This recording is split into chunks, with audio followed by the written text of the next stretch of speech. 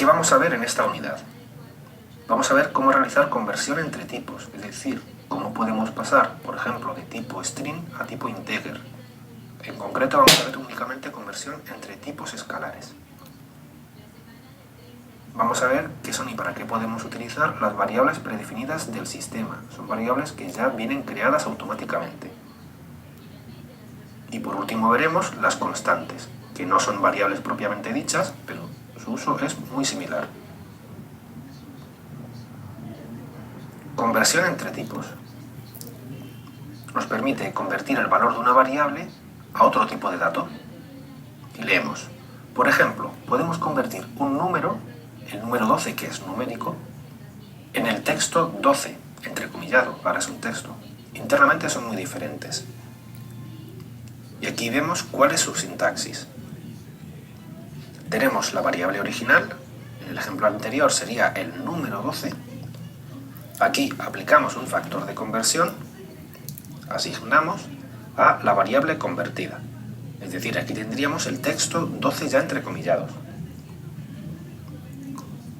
Esta casilla conversión tenemos que aplicar uno de los siguientes factores que tenemos disponibles.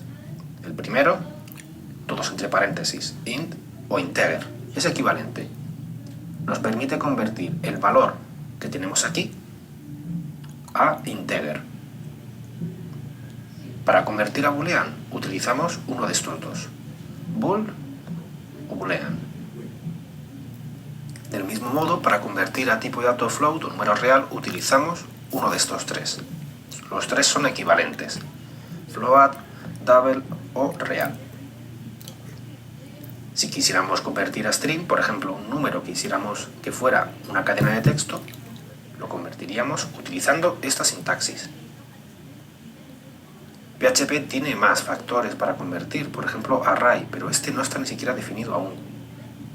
Object, que permite convertir a objeto, no lo veremos, y unset, que lo que hace es convertir a null.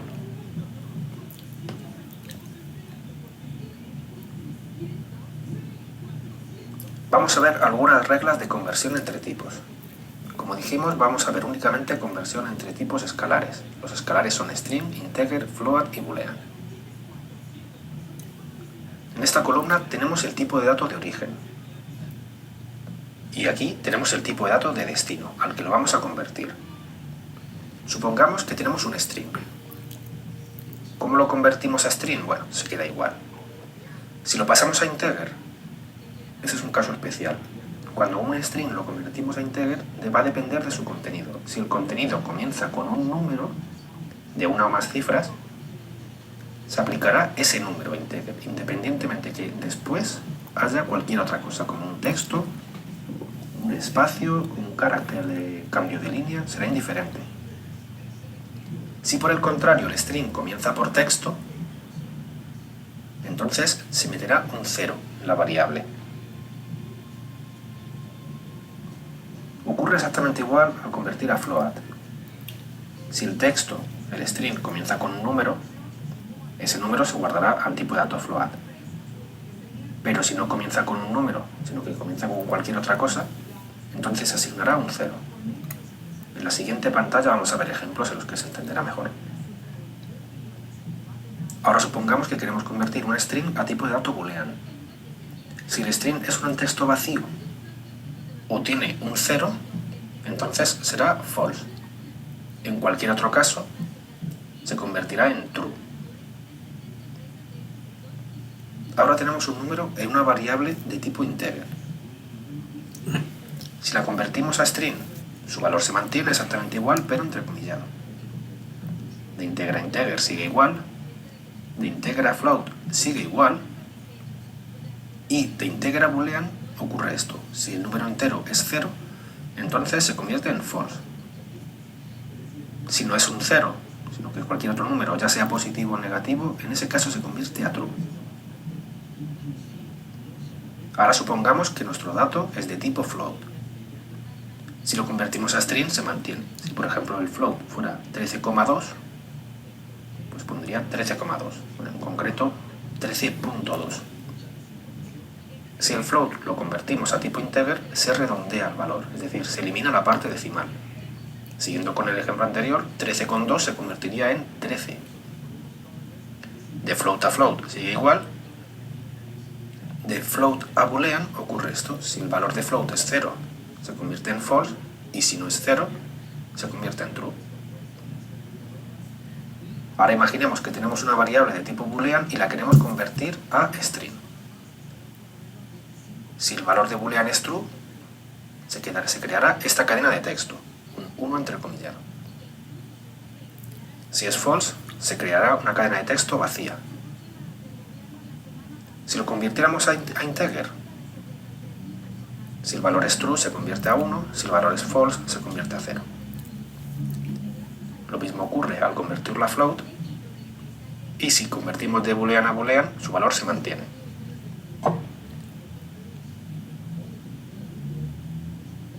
Vamos a ver algunos ejemplos. Comenzamos aquí. Creamos una variable que se llama edadString en la que metemos una edad, 25 años, y lo metemos entre comillas. Al meterlo entre comillas sabemos que es de tipo string. Ahora lo que hacemos es, esta variable, edadString, la convertimos a tipo de dato integer.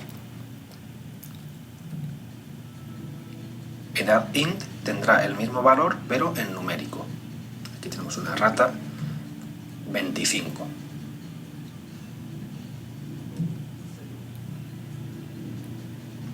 Ahora tenemos el número pi. El número pi, 3,14, podríamos expandirlo, 3, 14, 15, es de tipo float. ¿Qué sucede si convertimos el número pi a tipo integer? Pues en pi redondeado tendríamos 3. Valdría 3, es al convertir de float a integer, se redondea. Ahora queremos una nueva variable, va a ser de tipo boolean. Se llama es siglo XXI. Puesto que estamos en el siglo XXI, ponemos true. Ahora convertimos esta variable, es siglo XXI, a tipo de dato string. Como ya hemos visto, se convierte a 1. Por tanto, es siglo XXI string valdría 1. Ahora tenemos un string. La película, 12 monos. ¿Qué pasaría si convertimos este título de película, 12 monos, a integer?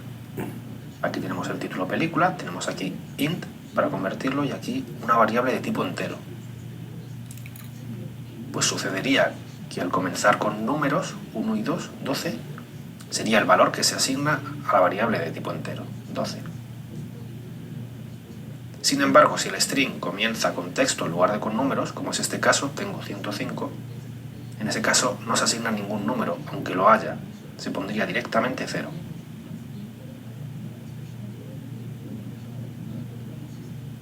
Vemos ahora qué son las variables predefinidas. Son un gran número de variables que incorpora de manera automática PHP y que tendremos a disposición en nuestras aplicaciones.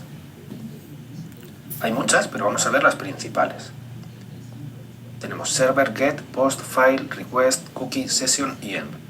Cada una de estas variables es de tipo array.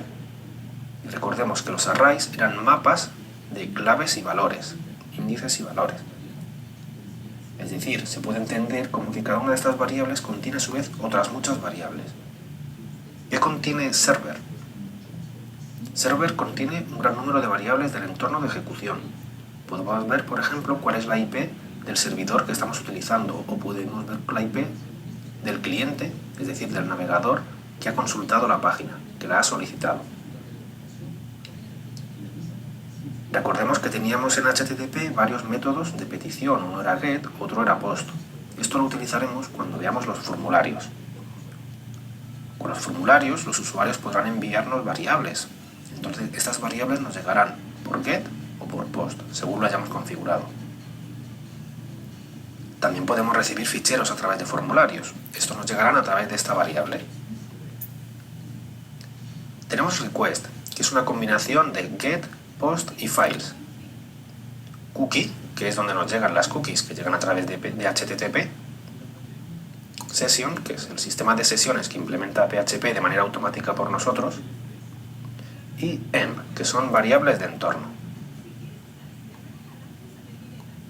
Vemos un par de ejemplos muy sencillos. Aquí lo que hacemos es mostrar el agente de usuario, es decir, el navegador desde el que nos está consultando la página web. Es decir, si esta página web la estuviéramos consultando nosotros desde Firefox en Windows, en esta variable tendríamos toda esa información, sabríamos cuál es el sistema operativo y el navegador, y la versión del navegador.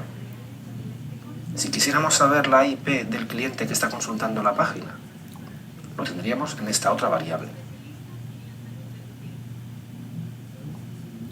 Si quisiéramos conocer todas las variables predefinidas que incluye PHP, debemos acceder a la documentación oficial.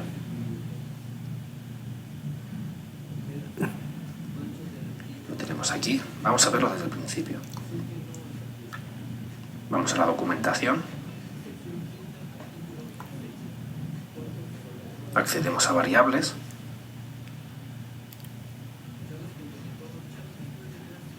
Y lo tenemos aquí, en variables predefinidas. Vemos que todas las que hemos enumerado están aquí. Hay más aún. Y aquí tenemos la variable predefinida server, que como vemos indica información del entorno del servidor y de ejecución. Y estos son todos sus índices.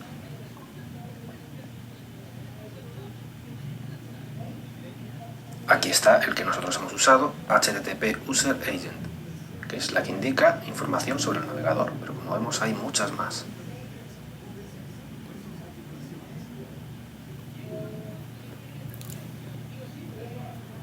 Continuamos y llegamos a las constantes. Es similar a una variable, solo que su valor no se puede modificar. Las reglas para nombrar una constante son similares a las de las variables, solo que a diferencia de ellas no comienzan con el signo de $.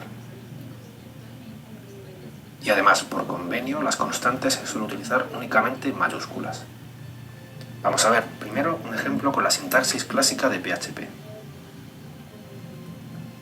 Utilizaríamos define, el nombre que queremos asignar a la constante y el valor que queremos establecer.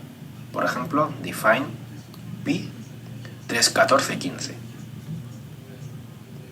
Desde PHP 5.3 podemos utilizar una sintaxis nueva, que sería esta: const, nombre de la constante y el valor. Por ejemplo, const pi igual a 3.14.15.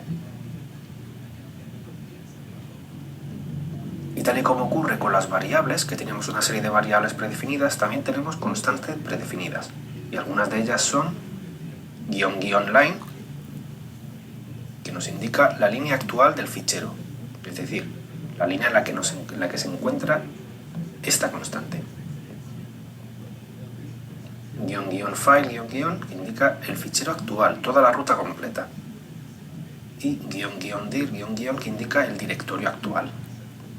Y vemos en este ejemplo que suponemos que este fichero en el que se encuentra este código está aquí, en /var, /www, /u8, /ejemplo.php. Si llamáramos a echo file, mostraría la ruta completa, es decir, var u8ejemplo.php. Si llamáramos a echo dir, mostraría la ruta completa al directorio, ya no incluiría el fichero. Y si llamáramos a echoline, mostraría 4, pues estamos en la línea 1, 2, 3 y 4. Si esto lo pusiéramos aquí, mostraría 5.